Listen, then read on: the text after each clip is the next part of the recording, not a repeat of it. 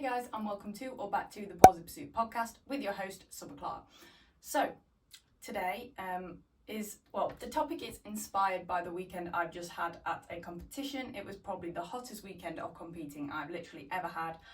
I don't know how I did it, I don't know how Arrow did it, I don't know how anyone did it, but we did.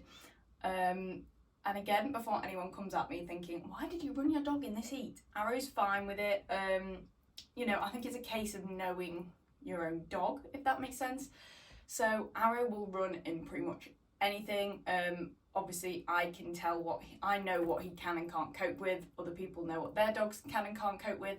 And I was actually judging at Kaluki on Thursday. It was really interesting seeing how the different handlers interacted with their dogs, in those conditions, in the sense of some people ran their dogs and their dogs were fine and they were normal with them. And then other people, they maybe need a bit more encouragement, or people just pulled out and withdrew, or people did like the first 3 obstacles, realised their dog was like really steady and hot and left the ring, which was the right decision. So it's all about knowing your own dog first and foremost, and every single dog is different and only you know your dog. So I don't think people should be telling other people they should or shouldn't be running in certain conditions, because only you know your dog. There you go, rant over. Well, not rant, but little peace of mind there. So today is going to be all about the effects of temperature on agility performance. I recently did an episode about the effects of sleep on agility performance, so I kind of thought I'd kind of follow that on with this, kind of delving into all the external factors around how you perform in agility. So that's what we're going to be talking about today. As you can see probably by my face, my hair, my clothes, I'm boiling. I think this is the last day of the hot weather. I'm sick of it. I hate it. I'm just sweating constantly. I need 7 showers a day. I don't like it. I'm ready for autumn personally. But yeah, I think this was the last few days of the stupid hot weather. So yeah, I like it if I'm like abroad on holiday, just on a beach, but not for doing live things. But anyway, first, as usual, I'll do my weekly recap. It is Monday currently, 2 days before you're listening to this, Monday morning at 8:45 a.m. I don't usually record at this time. I'm in a new routine actually, and I can finally tell you what my new job is. So today I start my new job at 10, which is so exciting. So I'm in a new routine. So my new routine is now getting up even earlier than before and giving Arrow his walk. So Arrow's had his walk out the way. Then I'll have like an hour to do my own kind of social media admin bits, so like podcast recording, planning, some of the social media bits I've got going on. So I've got an hour to do my own sort of admin, create content, edit posts, stuff like that.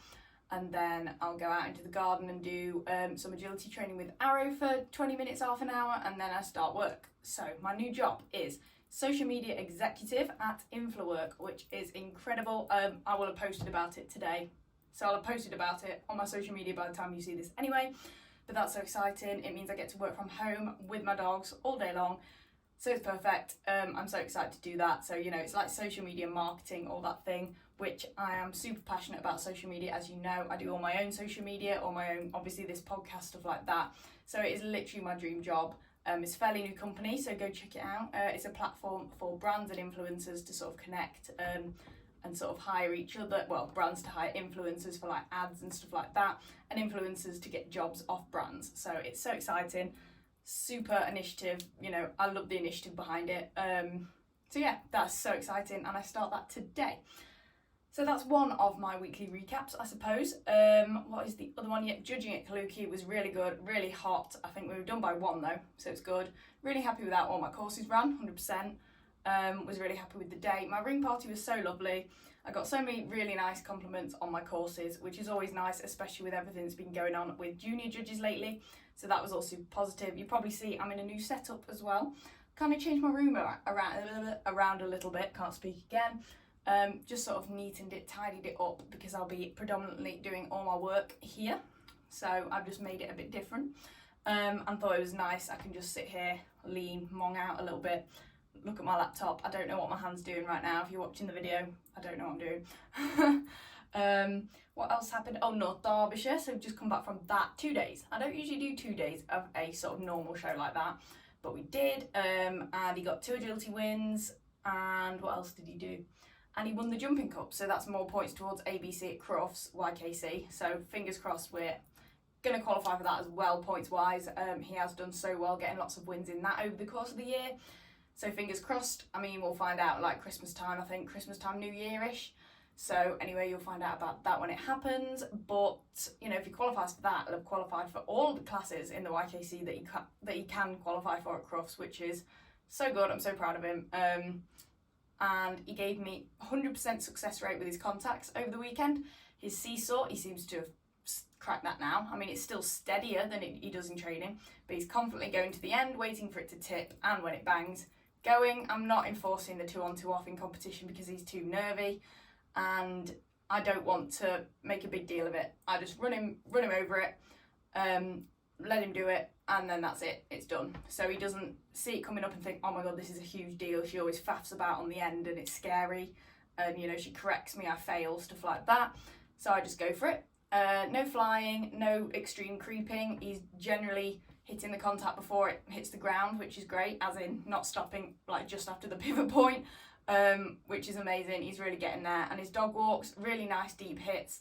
And yesterday, in my last agility win, I was so far behind. I think I was, as he was doing the contact, I was just coming up to the middle plank of the dog walk as he was hitting his mat area. And it was the best split, the deepest hit. I literally can't believe it. He was so good. So hopefully we've got there with the contacts. Start line weight, he's still displacing a little bit, a bit sniffy. However, again, I've been enforcing a similar thing with the seesaw and the start line weight, as in not making a huge deal of it. Just kind of saying, wait, ready, running out and releasing him pretty much straight away. Again, trying to make it as quick and, you know, so he doesn't get in his head. Release him as quick as possible from it, basically. If he creeps, he creeps. When I'm in position, just release him wherever he is and whatever he's doing. But he has generally been fine. He's taken a few steps with his nose on the floor, but then I go ready, looks up, and then I release him straight away. So it's all good, all positive. I don't think I've done anything else since last Wednesday. No, I don't think I have. That's pretty much it.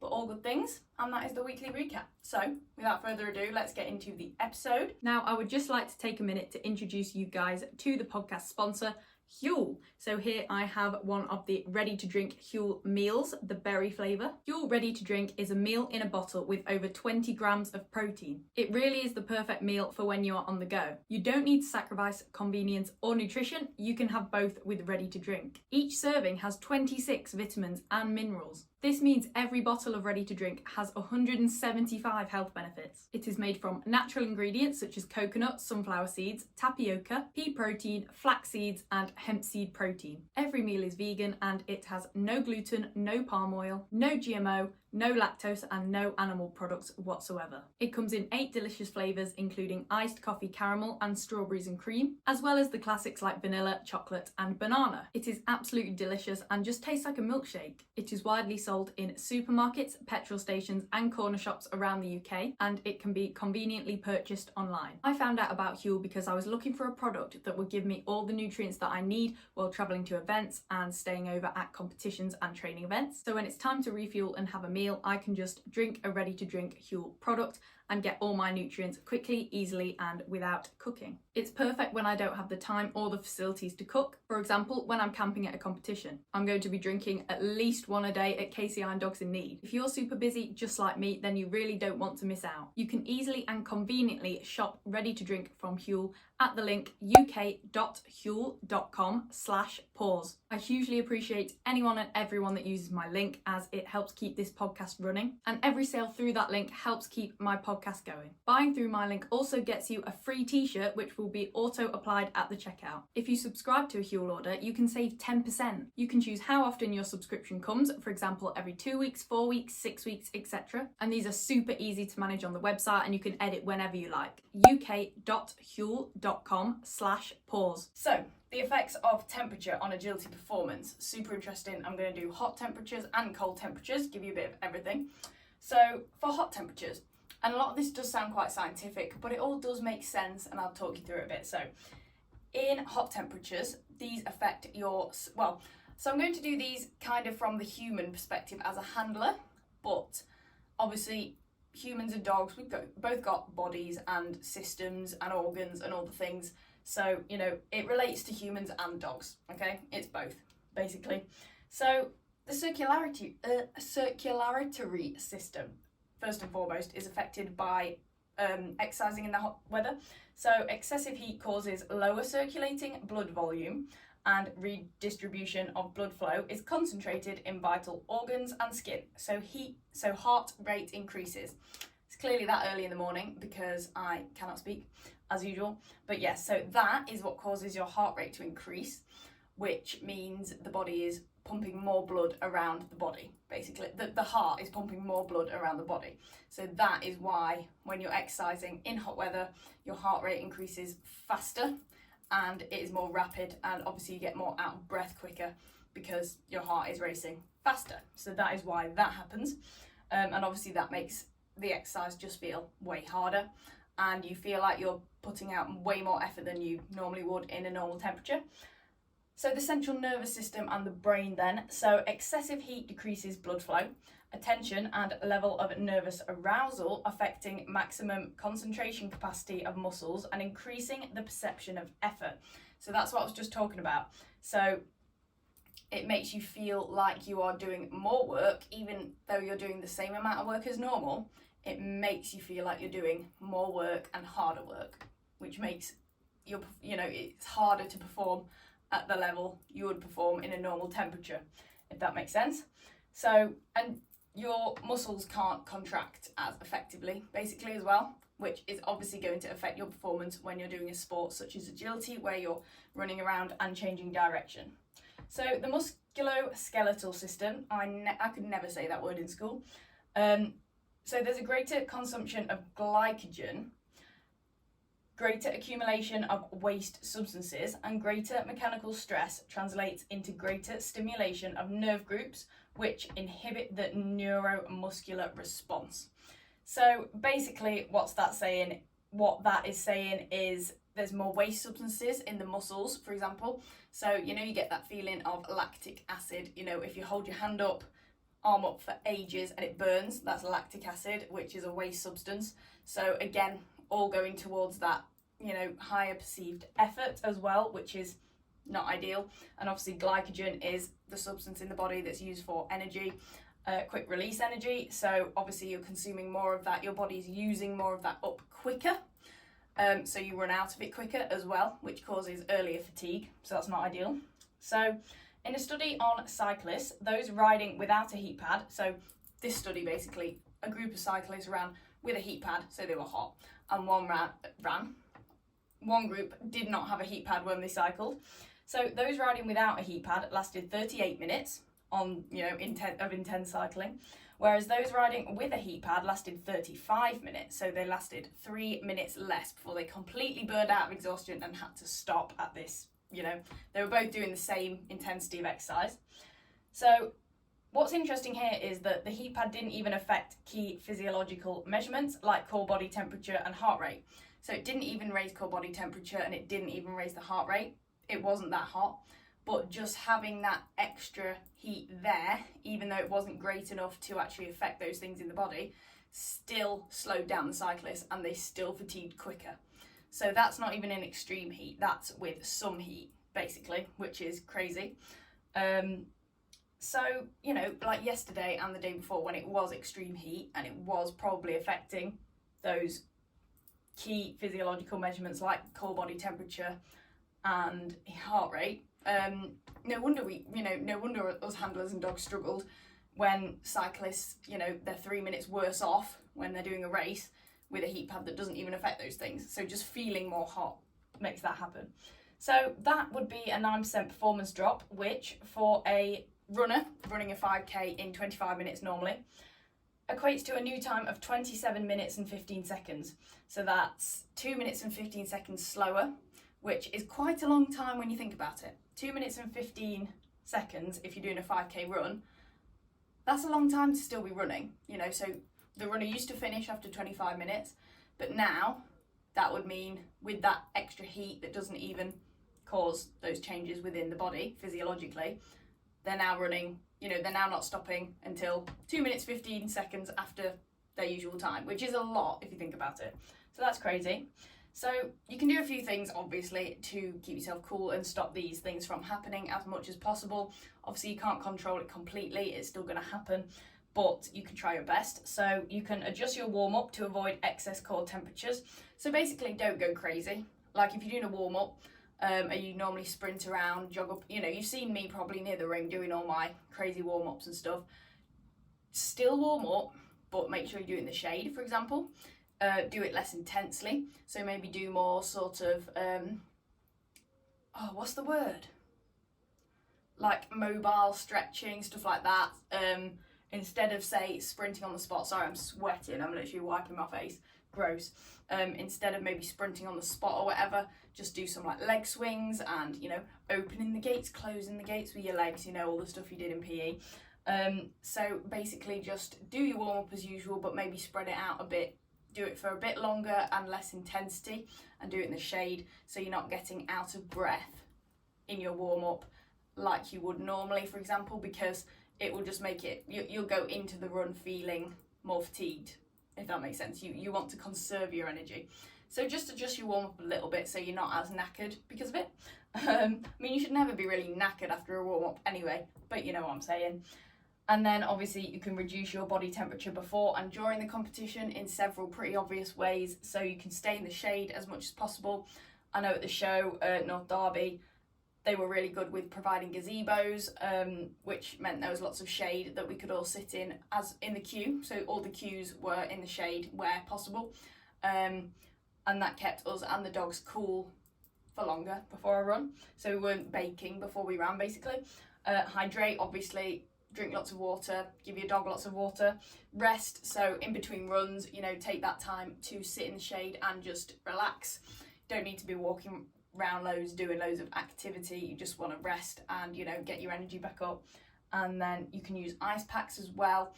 So for you could use ice packs on your body, or you could, obviously for dogs, they've got their cool coats and their cool mats and those cool towels that go over them. You could do the same for you if you want to get yourself a towel, or even buy a dog one and you just have it around your neck or something. So you can use things like that over the body to keep them cool.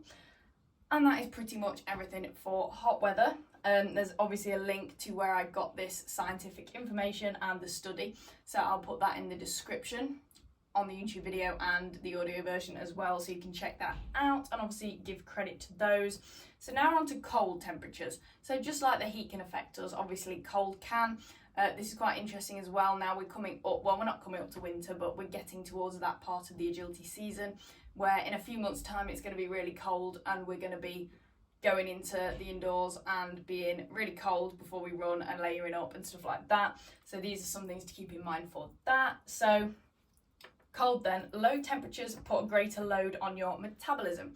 So your metabolism is obviously how quickly you use the energy you have from eating food, for example. So as temperatures fall, blood pressure increases as blood is taken away from the skin surface, increasing the amount in the core and putting extra strain on the heart. So in the opposite way, this puts extra strain on the heart, and the heart is having to work harder again to regulate the body's temperature and keep it warm this time. So as the body loses heat, it has to work harder to maintain a stable temperature by generating more heat. So the body is working to generate more heat even before you're exercising, for example. So the most easily and quickly metabolized fuel, which is glucose, is used for heat generation before it is used for muscular contraction. So if you're already a stable temperature, glucose would only be brought in, to be used for the exercise for muscular contraction as you are performing. But now it has to be brought in for heat generation before it's brought in for muscular contraction, meaning there's less left over for muscular contraction, which means muscular contraction is less efficient, obviously, because there isn't as much glucose to help it happen, because the glucose is being used for heat generation. So that's a downfall. So the body has to work harder just to exist in cold temperatures, basically. So before you've even started exercising, the body's working harder than it usually would for that reason, just to keep a decent temperature. So reactions such as muscular contractions take place slower in cold temperatures, which again makes you more predisposed to tearing or straining a muscle as well. Because you know how you've got, say, Play-Doh or plasticine, and when you first get it out, or if you leave it in a cold room and then you start trying to mould it, it's hard, it's tough. If you pulled it, it'd probably snap. Whereas if you had it in a warm room and you warmed it up in your hands for 5 minutes, then it'd be really bendy, really stretchy. You'd probably pull it like this and there'd be a big string and it wouldn't snap, if that makes sense. So that's like having good muscular, sort of warming your muscles up, having good muscular contraction, stuff like that. So now this is where it gets a bit technical, but it does make sense. So too much fast twitch and not enough slow twitch activity leads to extra lactate production. So like I said earlier, lactic acid building up in the muscles. So like when you put your arm up, hold it there, burns, that's lactic acid building up, and it's not a nice feeling. So slow twitch muscle fibers have greater stamina and do most of the work during aerobic exercise. So aerobic exercise is sort of the exercise where you need lots of stamina. So long distance running, for example. I'd say agility is a bit of both, aerobic and anaerobic, because it's like 40 seconds of fast, it is only 30 to 40 seconds of sort of sprinting, talking, quick action, if that makes sense. But at the same time, it's not like it's just a 20-second sprint in one direction. It is a little bit more prolonged, if that makes sense. So I think you still need stamina to be able to do what you do in an agility course for 40 seconds, if that makes sense. So I'd say it's a bit of both. So during anaerobic exercise, on the other hand, fast twitch muscle fibers are brought in for extra speed and power. So say when you send your dog into a tunnel and then turn and take off in the other direction, or sprint along the dog walk, for example, that is when your fast twitch muscle fibers come in for that extra speed, that power to take off after you've changed direction, and the speed to just sprint down that dog walk. So that's the anaerobic part of agility, definitely. But I'd say there is some aerobic there, like, not necessarily when you're sprinting, but just keeping up, maybe when your dog's in the weaves, tunnels, stuff like that, when you're just maintaining that activity, if that makes sense. So when muscles operate less efficiently in cold temperatures, fast fibers that aren't usually needed have to help generate the required power. So basically, these fast twitch muscle fibers that aren't usually needed they have to come in to help generate power, because your body is cold, basically. That is literally what it is, because muscles are operating less efficiently because it's cold, so the power isn't there in the muscles without those fast twitch fibers. So more fast twitch fibers are needed, and these produce lactic acid that I was just talking about, that the slow ones wouldn't if they were working more efficiently. So usually in that situation, slow twitch muscle fibers will be used, but they can't be used now because the muscles aren't contracting efficiently because of the cold temperatures. So the fast twitch, breaking my laptop. So the fast twitch muscle fibers come in, and these do produce lactic acid, which is that really horrible feeling you get, like I said, when you hold your arm up, for example. So lactic acid means an increased metabolic load on the body, which causes oxygen debt. So the body has ran out of oxygen and is using extra substances in the body to make up for that. But it does need to pay back that oxygen that it's in debt for.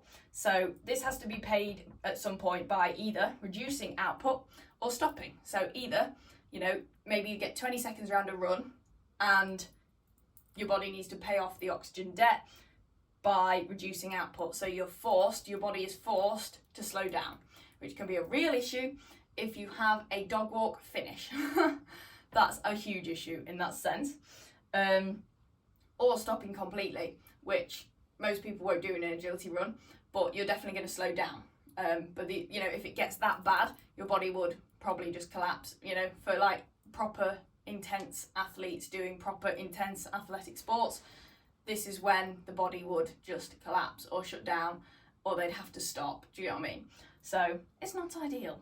So you also obviously have an increased danger of pulling muscles, slowed reaction times due to cold nerves. So obviously the nerves cause your reaction times. And if you have slow reaction times in agility, that's not ideal, because agility, I think, is probably one of the things you need the quickest reaction times for, because, well, I don't even need to say why. It's just obvious, isn't it? Like if your dog's about to go over the wrong obstacle, or you need to change direction really quickly, or you don't quite get somewhere where you got when you walked it, so you have to do a different handling option, for example, on the spot. So, and obviously the danger of pulling muscles, that is obvious, isn't it? Like the plasticine, like I said, if they're not warm, then it's going to snap when you pull it, or contract it, instead of if it was nice and soft and warm, you could pull it and it wouldn't snap. So it also causes a decrease in stamina, as glucose is used up quicker.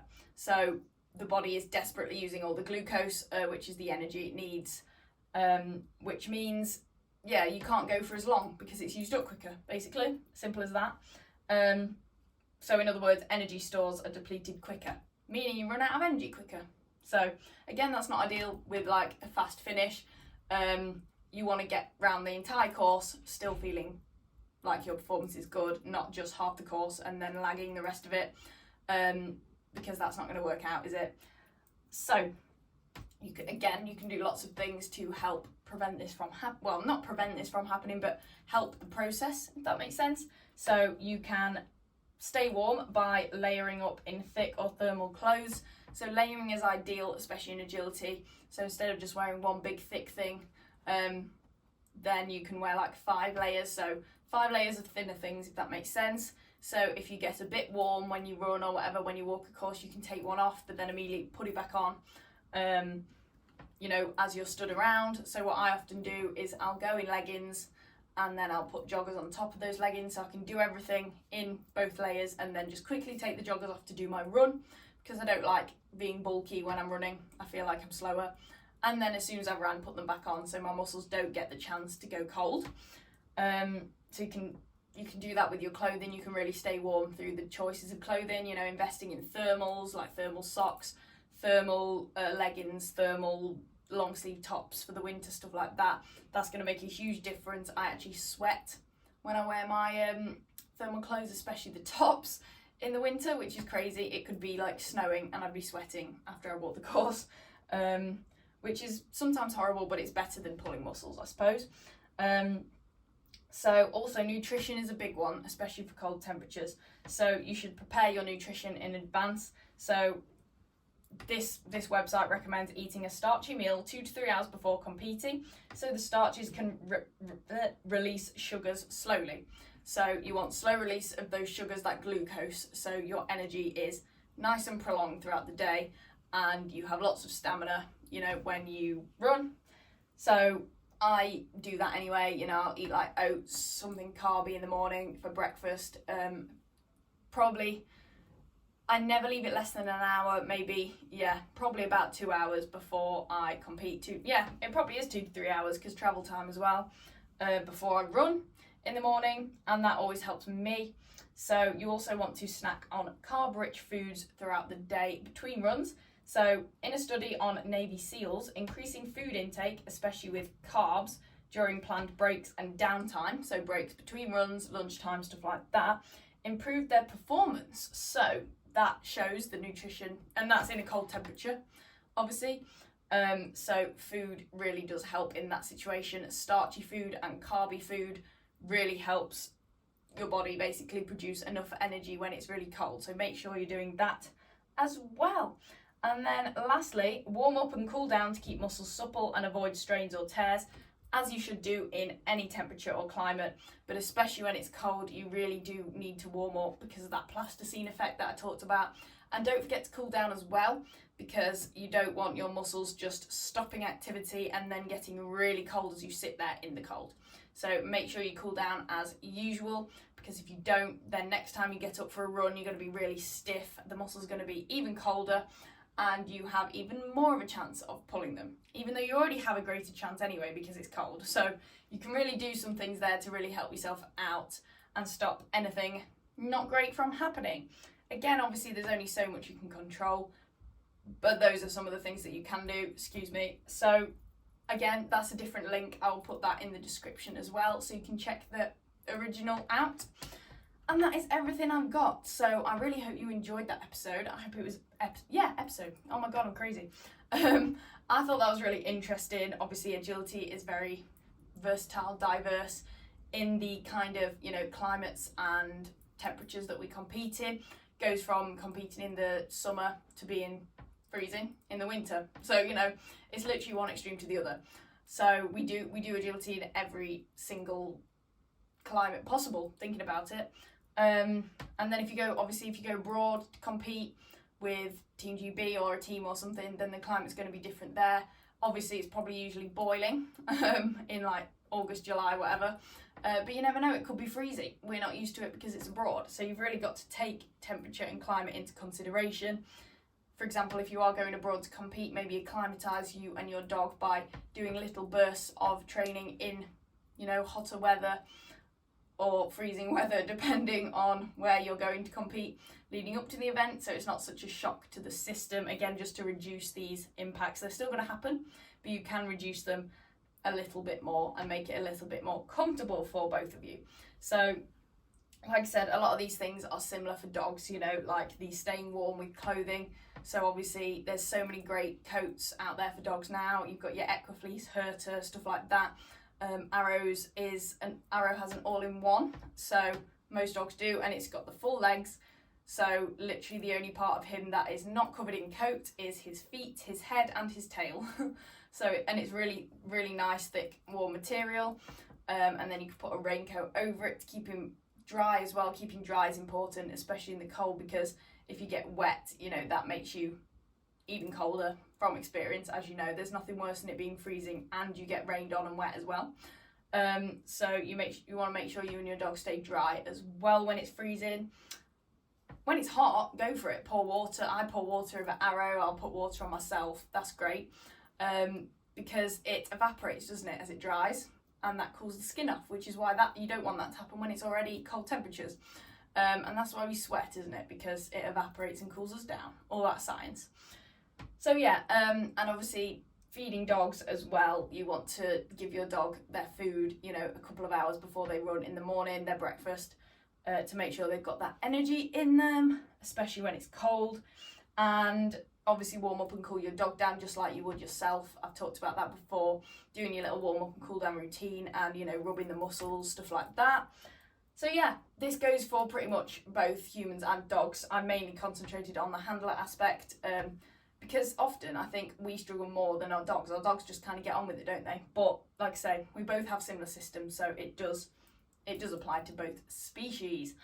So that is the episode for this week. You know the drill as usual. Follow me on all the socials. I will put them here on the YouTube video and down below in the description on Apple Podcasts and Spotify. And that is pretty much it. Remember to use my Huel link. Skip back to the ad at the start of this episode if you're interested and you missed it. Do not want to miss out on that. That is so cool. And yeah, if you're feeling generous, then you can leave me a 5-star review on the podcast page if you really want to on Spotify or Apple Podcasts. That would be much appreciated. Share this episode with people you think would benefit from it. And also keep sending me more topic ideas for solo episodes and guest I'm dying, choking on my own saliva, that's gross. Yeah, send me solo topic ideas and also guest ideas. Who do you want on the podcast? And I will do my best to get them on. We've had some really cool guests and we've got some more lined up. And yeah, just send me all your ideas. And with that, I will see you all next Wednesday at 8 p.m. Hopefully the temperatures are much cooler than they are right now. I'm keeping my fingers crossed that autumn is pretty much here this coming week. So have a great week, guys, and I will see you then. Bye.